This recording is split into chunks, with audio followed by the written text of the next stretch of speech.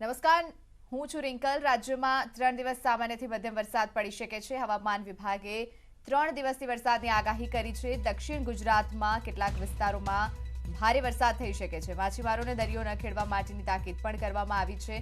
મહત્તમ તાપમાન ઘટવાથી દિવસે પણ ઠંડીનો અહેસાસ થશે. રાજ્યમાં 3 દિવસ તાપમાન યથાવત રહેશે. 3 દિવસ બાદ લઘુત્તમ તાપમાન 2 થી 4 ડિગ્રી જેટલું ઘટી જશે. તો 3 દિવસ બાદ રાજ્યમાં ઠંડીનું પ્રમાણ પણ વધી જશે.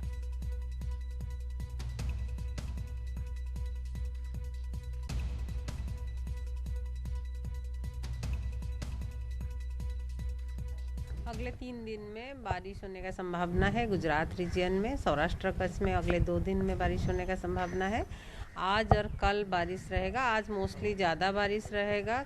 जो ये अनसीजनल रेनफॉल है, अनसीजनल रेन है, इसलिए कंपैरेटिवली ज़्यादा रेन मानसून नहीं है, लेकिन बारिश रहेगा। South Gujarat region mostly heavy to very heavy रहेगा। काफ़ी सारे डिस्ट्रिक्ट में, आइसोलेटेड प्लेसेस में हेवी रेन हो सकती है और कहीं कहीं जगहों में वेरी हेवी रेन भी होने का संभावना है। सौराष्ट्र में भी, कोस्टल डिस्ट्रिक्ट्स ऑफ सौराष्ट्र में आइसोलेटेड हेवी रेन होने का संभावना है, लेकिन पूरे गुजरात में लाइट टू मॉडरेट रेन रहेगा। ક્યાં ક્યાં માવઠાની અસર જોવા મળશે તેની વિગતવાર માહિતી મેળવીએ અમારા સંવાદદાતા સમીર શુક્લ પાસેથી. નમસ્કાર દોસ્તો, હું છું સમીર. ન્યૂઝ 18 ગુજરાતીના માધ્યમથી હું આપને સમજાવીશ કે ગુજરાતમાં જે માવઠાની સંભાવના વ્યક્ત કરવામાં આવી હતી અને હાલ જે સૌરાષ્ટ્રના વિસ્તારોની અંદર જે માહોલ સર્જાયો છે, વાદળછાયું વાતાવરણ છે. આમ તો મંગળવારના દિવસથી જ વાદળછાયું વાતાવરણ સર્જાયું હતું રાજ્યના કેટલાક વિસ્તારની અંદર.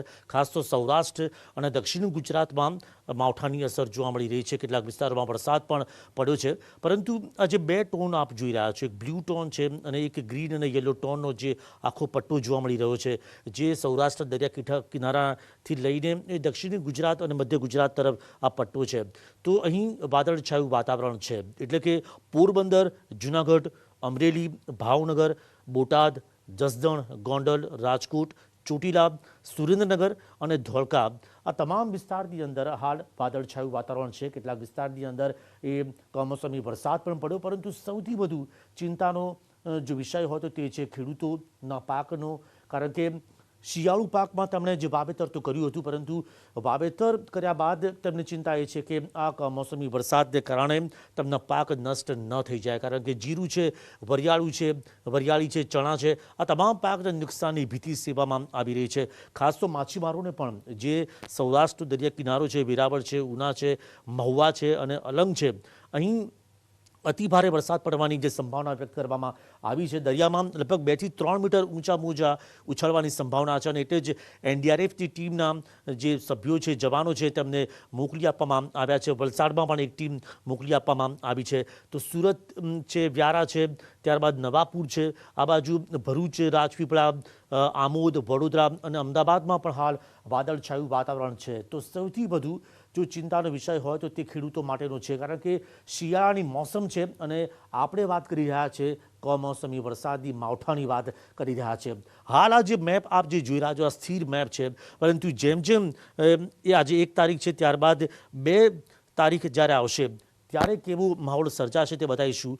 આપ અહીં જે એક મોટું જોઈ રહ્યા છો, એક એવું મોટું સ્વરૂપ જોઈ રહ્યા છો વાદળોનું કે જે ધીમે ધીમે જે આગળ વધી રહ્યું છે અને તે વલસાડમાં હિટ કરશે. 2 તારીખે લગભગ 3 વાગ્યાની આસપાસ આખો જે આ વિસ્તાર જે આપ જોઈ રહ્યા છો, જ્યાં પ્રચંડ વાદળો જે ઘેરાયા છે અને તેની સીધી અસર જોવા મળશે વલસાડ છે, આ તરફ મહારાષ્ટ્રની અંદર સિલવાસા છે, દહાણુ છે, પાલઘર છે, વાડા છે, આ તમામ જગ્યાઓ પર તે હિટ કરશે.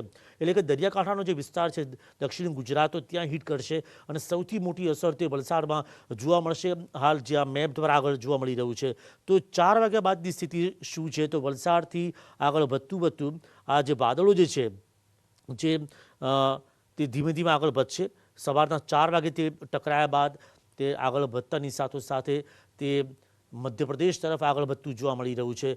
તે મહારાષ્ટ્ર અને દક્ષિણ ગુજરાતના કેટલા ભાગોને અડીને તે આગળ મધ્યપ્રદેશ તરફ આગળ વધતું જોવા મળી રહ્યું છે.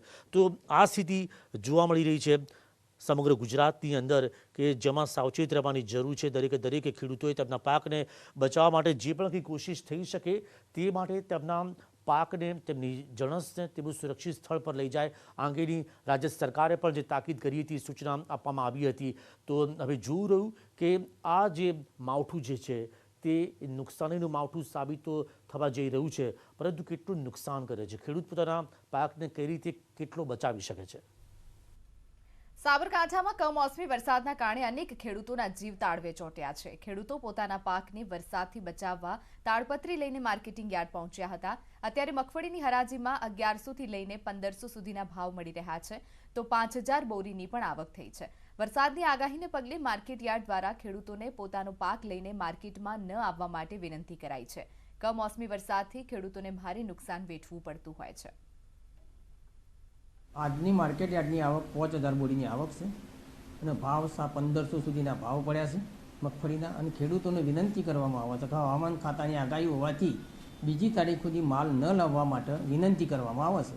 માલ પલળે નહીં, બગડે નહીં, એના માટે વિનંતી કરવામાં આવે છે. તમારો માલ બહાર પલળે નહીં એ વ્યવસ્થિત જગ્યાએ ગોઠવણ, તાટપત્રી મેણિયા લગાવવા અને માલનો બગાડ ના થાય એના માટે સૂચના આપવામાં આવી છે. ઘેર માલ પડ્યો હતો અને અત્યારે હાલ માર્કેટમાં માલ લઈને અમે આવ્યા છીએ. બરાબર તાટપત્રી ધોકીને લાવ્યા હતા. અત્યારે માર્કેટની અંદર મારું એક ટ્રેક્ટર 150 મણ ભરેલું હતું, એ 1493 ગયું અને હજી ઘરે 200 મણ જેવો માલ પડી રહ્યો છે. ભાવ સારા મળી રહ્યા છે અત્યારે. વાત કરીએ ડાંગની, તો ડાંગના હિલ સ્ટેશન સાપુતારામાં કમોસમી વરસાદી માહોલ સર્જાયો છે. શિયાળાની ભર ઠંડીમાં વરસાદ વરસતા વાતાવરણ ઠંડુગાર થઈ ગયું છે. વરસાદી માહોલની વચ્ચે સહેલાણીઓમાં ખુશીનો માહોલ જોવા મળ્યો. હવામાન વિભાગની આગાહીને પગલે રાજ્યભરમાં માવઠાની અસર જોવા મળી. દક્ષિણ ગુજરાતના જિલ્લાઓમાં કમોસમી વરસાદ થઈ રહ્યો છે. ડાંગના તાલુકાઓમાં પણ સવારથી ઝરમર વરસાદ થઈ રહ્યો છે. જિલ્લાના વઘઈ, સુબીર, આહવામાં સવારથી વરસાદી માહોલ છે. વઘઈના શિવારી માલમાં સવારે ભારે વરસાદ થતા રોડ પર પાણી ફરી વળ્યા હતા. ભર શિયાળે વરસાદ થતા ખેડૂતોને પાક નુકસાનની ભીતિ છે. રવિ પાકના વાવેતર સમયે જ કમોસમી વરસાદ થતા ખેડૂતોની હાલત કફોડી બની ગઈ છે. સમગ્ર રાજ્યમાં વરસાદી માહોલ છવાયો છે. તાપીના વ્યારા સહિતના જિલ્લામાં વરસાદી માહોલ છવાયો છે. ડોલવણના બેડચીક સહિત આસપાસના વિસ્તારોમાં પણ વરસાદની શરૂઆત થઈ ચૂકી છે. તો કમોસમી વરસાદના કારણે ખેડૂતો ફરી ચિંતામાં મુકાયા છે. આ તરફ અંબાજી પંથકના વાતાવરણમાં પણ પલટો જોવા મળ્યો. વાતાવરણના પલટાને લઈને વરસાદી માહોલ છવાયો. અંબાજી વાતાવરણના પલટાને લઈને ઠંડીના પ્રમાણમાં પણ વધારો થયો. કમોસમી વરસાદના કારણે ખેડૂતોની ચિંતામાં પણ વધારો થયો. ખેડૂતોના પાકને નુકસાનની ભીતિ સેવાઈ રહી છે. અમરેલીના વાતાવરણમાં પલટો આવતા સમગ્ર જિલ્લામાં મોડી રાતથી ઝરમર વરસાદ પડ્યો. કમોસમી વરસાદ પડતા ખેડૂતોના પાકને નુકસાન થયું. અમરેલી, ધારી, રાજુલા, સાવરકુંડલા, ખાંભા સહિતના તાલુકામાં વરસાદ પડ્યો. ખેતી પાકમાં આ ચણા હોય ને એનો ક્ષાર ધોવાઈ જાય. ક્ષાર ધોવાઈ જાય ને એટલે પાક ઉપર બહુ મોટી અસર પડે. પછી કપાસના પાકની અંદર મોટું નુકસાન એ થાય કે રોગ જીવાતનો એટલો બધો ઉપદ્રવ થાય કે જે પાછોતરો સારો ફાલ આવ્યો હતો અને વધુ ઉત્પાદનની આશા હતી પણ એની ઉપર પાણી ફેરવી. આ ગરમી બહુ પડી અને આ વરસાદ આવે એટલે રોગ જીવાતનું ઉત્પાદન બહુ ઉપદ્રવ વધે. એટલે એના હિસાબે પાક ઉપર, કપાસના પાક ઉપર અસર પડે. બીજું કે આ ઢોરનો જે ઘાસચારો છે, માંડવીનો પાલો કહેવાય કે કોઈ કડબ જાહેર જુવારની સૂકો જે ચારો છે એ ખુલ્લામાં જે પડ્યો હોય અને અત્યારે વરસાદની કોઈ બીક ડર હતો નહીં એટલે હજી ઠેકાણે ન પાડ્યો હોય એટલે એના ઢગલા પડ્યા હોય એ બધા પલ્લી જાય. વરસાદમાં બહુ નુકસાની આવે ખેડૂતને. કપાસમાં નુકસાની વધારે, કારણ કે પલ્લી જાય, જીવાતુની અંદર વધારે થાય અને ઢોરનો માલ સારો નહીં ફેલ થઈ જાય. શીણામાં ખાર ધોવાઈ જાય. મહુવામાં પણ હવામાન વિભાગની આગાહીને પગલે વાદળછાયું વાતાવરણ જોવા મળ્યું. વરસાદના કારણે માર્કેટિંગ યાર્ડમાં રહેલ મગફળી અને ડુંગળીનો જથ્થો પલળી ગયો હતો. મહુવા યાર્ડમાં 5000થી પણ વધારે ગુણી મગફળી ખુલ્લામાં પડી હતી. ખેડૂતોને પહેલા વાવાઝોડાનું નુકસાન, બાદમાં કમોસમી વરસાદથી નુકસાન થતા ખેડૂતોને પડ્યા ઉપર પાટું આવ્યું છે. પરંતુ યાર્ડના ચેરમેનનું કહેવું છે કે નુકસાન ન થાય તેની સંપૂર્ણ તકેદારી રખાઈ છે. આગાહી પહેલા 2 દિવસ પહેલા જે સિંગ મંગાવવામાં આવી હતી, હવે સિંગ તો એક સાથે 30,000 ગુણ આવી જાય, વેચાય દિવસને 10-12,000 ગુણ, એટલે એ 2 દિવસ વેચાયા પછી જે પડી હતી એ રહી ગઈ છે. એટલે ખેડૂતોને અમે સૂચના આપેલી જ હતી કે ભાઈ વરસાદનું વાતાવરણ છે એટલે ઢાંકવાની વ્યવસ્થા અને ખેડૂતો એ પ્રમાણે કર્યું પણ છે. છતાં કોઈ રહી ગયો હોય તો યાર્ડ તરફથી પ્લાસ્ટિક મંગાવવામાં આવ્યા છે અને એને ઢંકાય છે. ખેડૂત હાજર ન હોય તો પણ યાર્ડના માણસો કોઈ ખુલ્લી રહી ગયેલ ઢગલો હશે તો એને ઢાંકી દેશે. કોઈ રીતે ખેડૂતને નુકસાન ન થાય એ સંપૂર્ણ વ્યવસ્થા માર્કેટિંગ યાર્ડે કરી છે. અત્યારે અહીંયા પડેલા જે વરસાદથી ખેડૂતોને પારાવારિક નુકસાની છે, જે નુકસાનીનો આંકી શકાય એમ નથી. આ સમયે ખેડૂતોને મદદ કરવા માટે સરકાર કંઈક પણ વિચારે અથવા તો અન્ય અગ્રણીઓ આગળ આવી અને ખેડૂતોને કંઈ ને કંઈ કેને પ્રકારે લાભ અપાવડાવે એવી અપેક્ષા રાખીએ છીએ. તો હવામાન વિભાગની આગાહીને પગલે ભાવનગરમાં ગત રાતથી વાતાવરણમાં પલટો આવ્યો છે. આખી રાત ઝરમર વરસાદના કારણે માર્કેટિંગ યાર્ડમાં રાખેલો મગફળીનો જથ્થો પલળી ગયો છે. રાજ્યના ઘણા જિલ્લામાં હવામાન વિભાગની આગાહીના કારણે અગાઉથી જ મગફળીનો જથ્થો ખસેડવાની સૂચના અપાઈ હતી.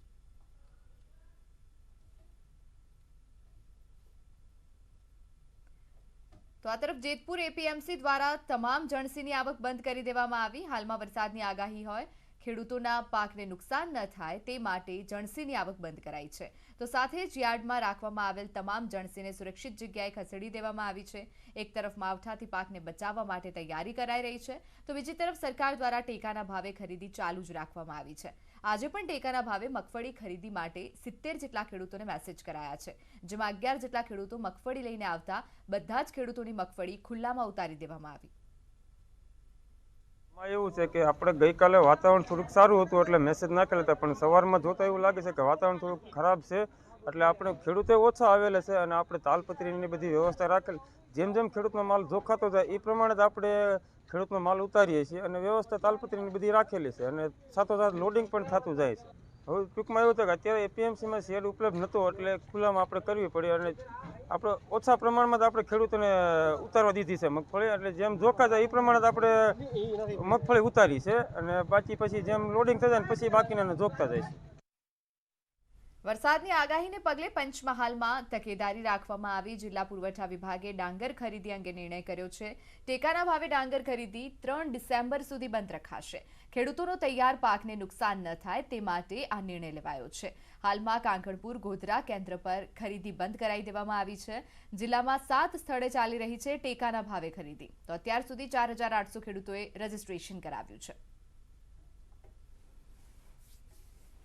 અમદાવાદમાં કાંકરિયા કાર્નિવલ રદ કરવામાં આવ્યો છે. નવા વર્ષની શરૂઆત ફ્લાવર શો યોજાશે. 1 જાન્યુઆરીથી 14 જાન્યુઆરી સુધી આ ફ્લાવર શોનું આયોજન કરવામાં આવ્યું છે. અમદાવાદ કોર્પોરેશને તૈયારી શરૂ કરી દીધી છે. 88,500 સ્ક્વેર ફૂટમાં વિવિધ ફૂલોની સજાવટ કરવામાં આવશે. તો કોરોના અંગે જાગૃતિ પણ ફ્લાવર શોમાં જોવા મળશે.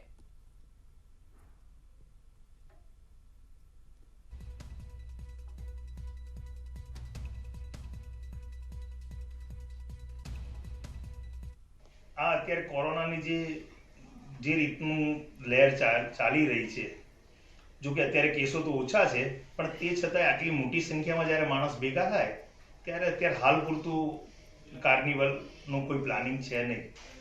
ફ્લાવર શો માટે અમે તૈયારીઓ કરી રહ્યા છીએ, પણ જો કોરોનામાં જો કેસ વધશે તો એમાં આગળ નહીં વધીએ, પણ હાલ પૂરતી તમામ તૈયારીઓ કોર્પોરેશન કરી રહ્યું છે ફ્લાવર શો કરવા માટે 1 જાન્યુઆરી 2022 થી 13 જાન્યુઆરી 2022. વડોદરામાં ટ્રેનમાં આપઘાત મામલે પીડિતાનો પરિવાર રેલવે એસપી કચેરી પહોંચ્યો હતો. પરિવારે તપાસ અધિકારીની સાથે મુલાકાત કરી ન્યાયની માંગણી કરી છે. પરિવારનો આરોપ છે કે સંસ્થાના કારણે જ યુવતીનું મૃત્યુ થયું છે. સાથે જ યુવતીની માતાનું કહેવું છે કે આત્મહત્યાની વાત હું માનવા માટે તૈયાર જ નથી. સાથે પરિવારનું માનવું છે કે સંસ્થા બીજા વિદ્યાર્થીઓ અને વાલીઓના બ્રેન વોશ કરી રહી છે. સમગ્ર મામલે કોઈ બાહ્ય બળ સંસ્થાને બચાવી રહ્યું હોવાનો પણ પરિવારે આક્ષેપ કર્યો છે. મારી દીકરીની જે મૃત્યુ થઈ છે ફક્ત અને ફક્ત સંસ્થાના કારણે થઈ છે. અપરાધી તો આજે નિકાલે મળશે જ, પણ એ મૃત્યુનું પૂરેપૂરું જવાબદાર આ સંસ્થા છે, ઓએસી સંસ્થા છે. એને જો અમને સમયસર જાણ કરી હોત તો આજે મારી દીકરી મારી સામે જીવિત હોત. પણ અમને એવું લાગતું છે કે કોઈક એક પ્રેશર છે જેના કારણે અમારા આટલા અધિકારીઓ રાત ને દિવસ મહેનત કરી રહ્યા છે, પણ તે છતાં એ લોકો સંસ્થા ઉપર હાથ નથી નાખી શકતા. કોઈ દીકરી જ્યાં સુધી જીવતી છે ત્યાં સુધી સંસ્થા માટે મૂલ્યવાન છે. જે દિવસે દીકરીની ઇજ્જત લૂંટાય અથવા એ મરી ગઈ તો સંસ્થા માટે એની કોડીની કિંમત છે, એટલું દરેક વાલીઓ કાન ખોલીને સાંભળી લે. એ લોકોનું માઇન્ડ વોશ થયું છે અને તે 100% થયું છે. કોઈ મોટા રાજકારણીની છોકરી હોત કે કોઈ મોટા પોલીસ અધિકારીની છોકરી હોત કે મોટા ઉદ્યોગપતિની છોકરી હોત તો અત્યારે આરોપીઓ આરામથી પકડી ગયા હોત. કેમ કે આ ગરીબ વર્ગ છે એટલે આરોપીઓ નાસ્તા ફરે છે. એમના મમ્મીનો પણ એક વસ્તુ એમને કીધું કે દિલ્હીના કોઈ અધિકારી પોલીસ અધિકારી છે આ સંસ્થા સાથે સંકળાયેલા છે ને એમની સાથે આ સંસ્થાનું કામ ચાલે છે, તો એ કોણ હોઈ શકે એ જાણવા જેવી વસ્તુ છે। સમાચારોમાં સમય થયો છે એક વિરામનો।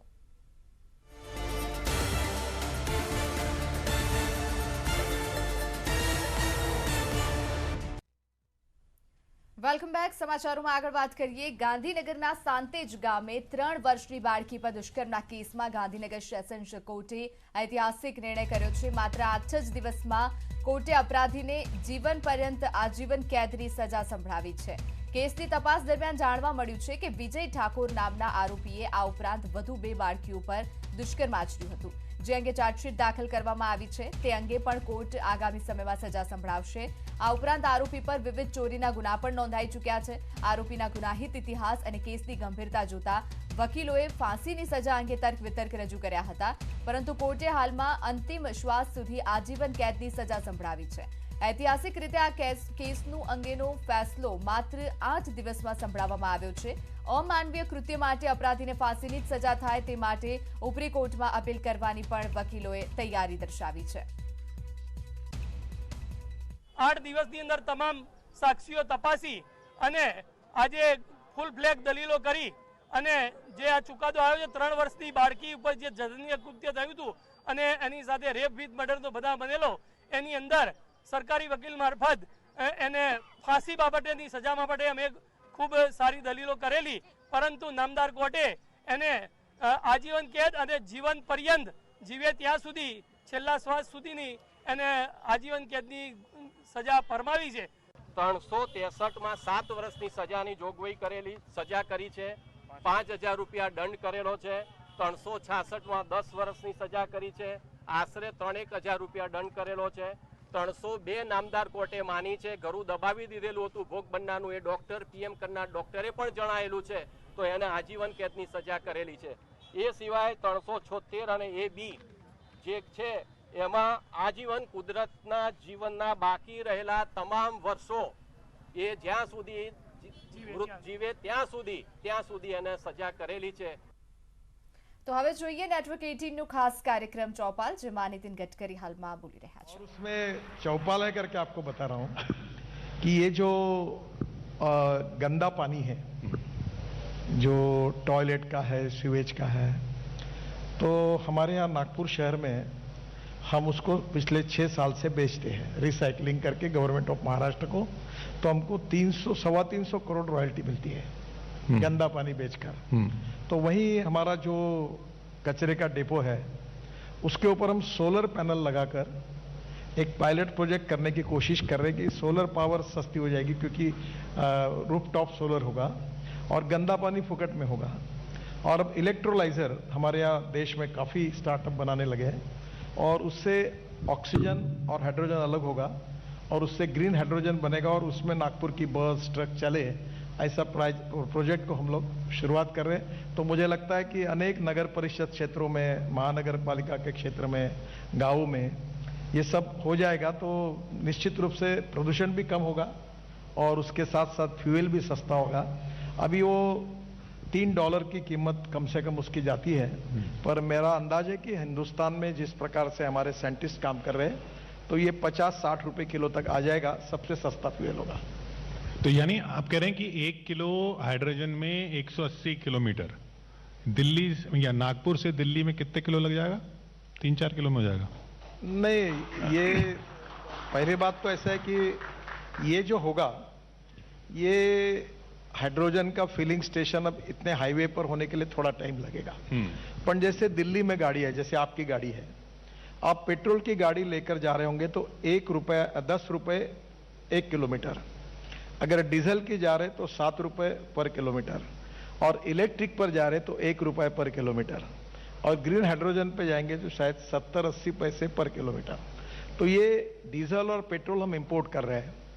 और चौपाल में बताना चाहूंगा कि हमारी जो ट्रैक्टर है, ये जो परली जलाते हैं, तो अभी ऑलरेडी प्रोजेक्ट शुरू हो गए। ये 5 टन परली से 1 टन बायो LNG या बायो CNG तैयार होता है। और देश का पहला ट्रैक्टर मैंने अपने खुद का डीजल का ट्रैक्टर बायो CNG पे कन्वर्ट किया है। तो एक किसान की 1.25 लाख रुपए की बचत होगी। और ये जो लाखों टन पर उसके कम से कम 700-800 इंडस्ट्री आएगी। और यहाँ हम जो गैस इंपोर्ट करते हैं उसके बजाय हमारा किसान अब अन्नदाता नहीं ऊर्जादाता बनेगा और उसका इकोनॉमिक्स बदल जाएगा। ये सब सुनने में बहुत अच्छा लग रहा है। ये होगा, ये कब होगा?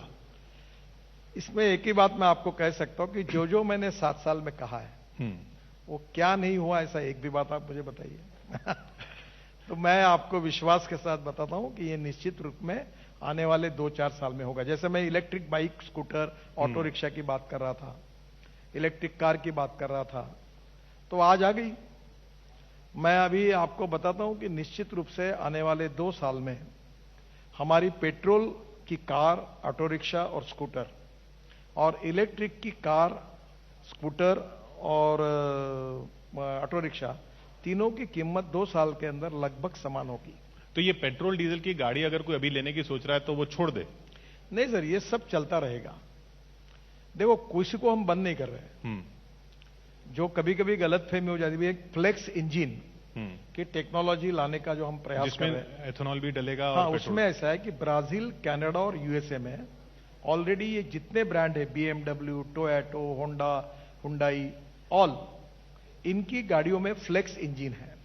उसकी कीमत पेट्रोल गाड़ी के बराबर है। उसका अर्थ ऐसा है कि आप गाड़ी में 100% पेट्रोल डाल सकते या 100% इथेनॉल डाल सकते। तो 100% पेट्रोल, तो पेट्रोल का भाव 120 रुपए और इथेनॉल का 60-62 रुपए। थोड़ी कैलोरिक वैल्यू इथेनॉल की कम है, फिर भी 30-35 रुपए की बचत है। इथेनॉल ग्रीन फ्यूल है। और आपको एक कैमरी करके कार है टोयोटो की, तो उसमें क्या है कि 40% वो गाड़ी चलते चलते इलेक्ट्रिसिटी तैयार करती है।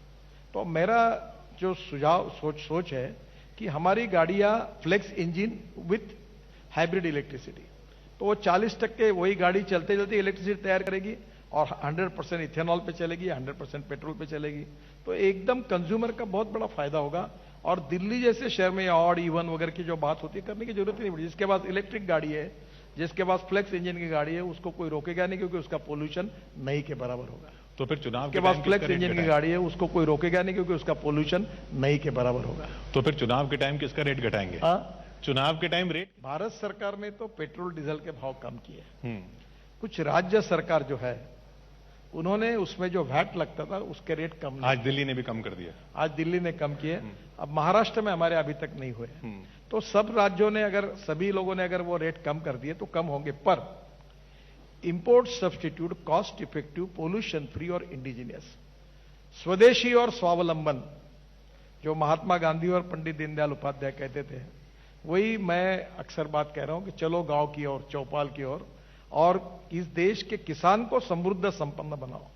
और मुझे लगता है कि ये जो अभी 8 लाख करोड़ का इंपोर्ट है, 5 साल में ये 25 लाख करोड़ की होने की संभावना है। पेट्रोल डीजल का? हाँ, ये पेट्रोलियम गैस। और 5 साल में ये 25 लाख करोड़ की होने की संभावना है। पेट्रोल डीजल का? हाँ, ये पेट्रोलियम गैस और इसका। और ये अगर हमने 7-8-10 करोड़ भी बचाया तो ये पैसा जाएगा किसानों के घर में। जो राइस से इथेनॉल बन रहा है, कॉर्न से इथेनॉल बन रहा है, बायोमास से इथेनॉल बन रहा है, शुगर केन जूस से इथेनॉल बन रहा है, मोलाइसिस से इथेनॉल बन रहा है, बीएवी मोलाइसिस से इथेनॉल बन रहा है। तो इससे आज देखो हमारे देश की समस्या क्या है। आज आप चौपाल में हमारे ग्रामीण जनता की समस्या ये है कि हमारी एमएसपी से हमारी गेहूं, चावल, मक्का और शक्कर की कीमतें जो है कम है, एमएसपी ज्यादा है। हमारे देश में 350 लाख टन चावल हमारे पास पड़ा है स्टॉक में। और इसलिए अब हमको इसके लिए पिछले 2 साल में, हमने इस साल नहीं है, शक्कर हमने एक्सपोर्ट करने के लिए पिछले साल 6000 करोड़ सब्सिडी दी। उसके पहले साल, पिछले साल में 4000 करोड़ दी। इस साल ब्राजील में ड्रॉट पड़ने के कारण शुगर के भाव अच्छे, तो अभी शुगर एक्सपोर्ट हो रही। तो surplus of food grain is our problem.